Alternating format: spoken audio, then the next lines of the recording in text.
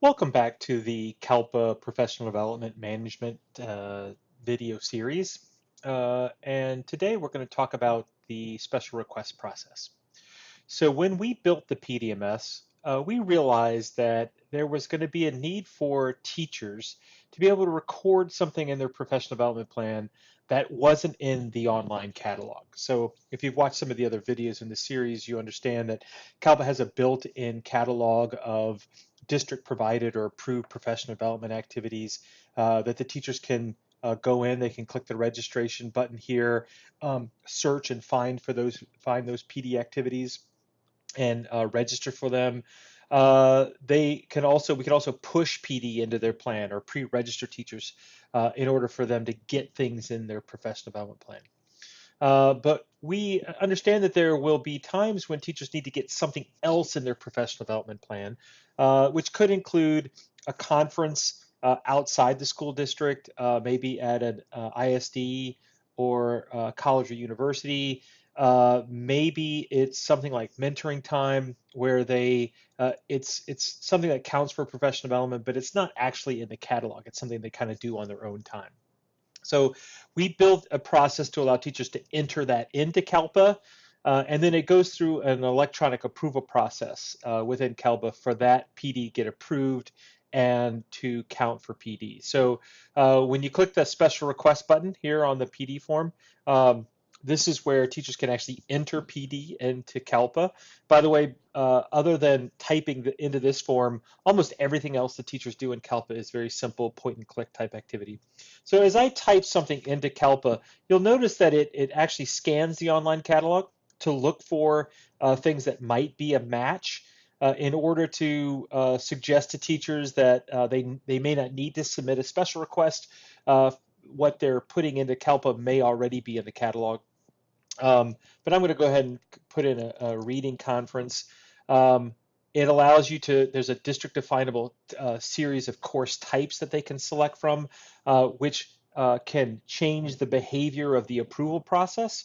So that it gets routed differently, or maybe it doesn't even require approval if they select certain types of PD.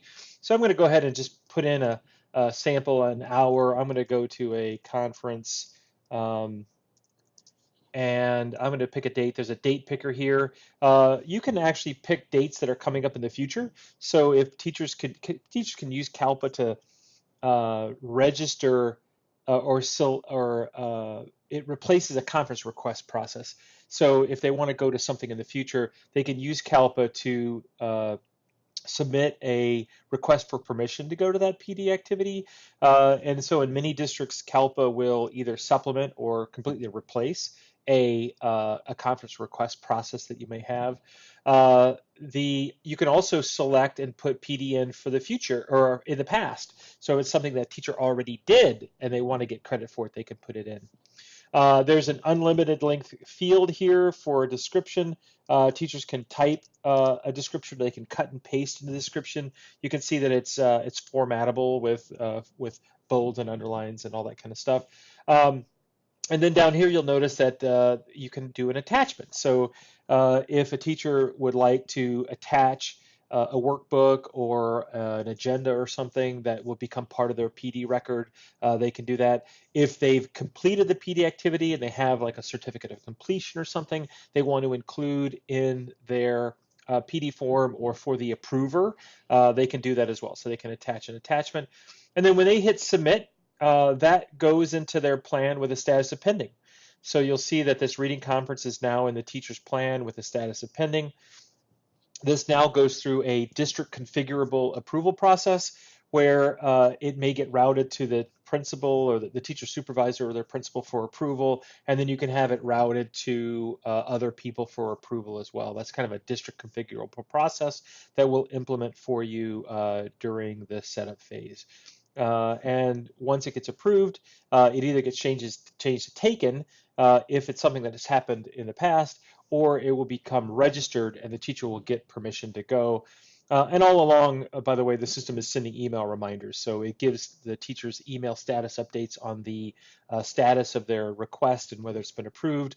And it will also send emails to the principals or the approvers to remind them that they have special requests that need to be approved. So that's a quick overview of the special request process. Thanks.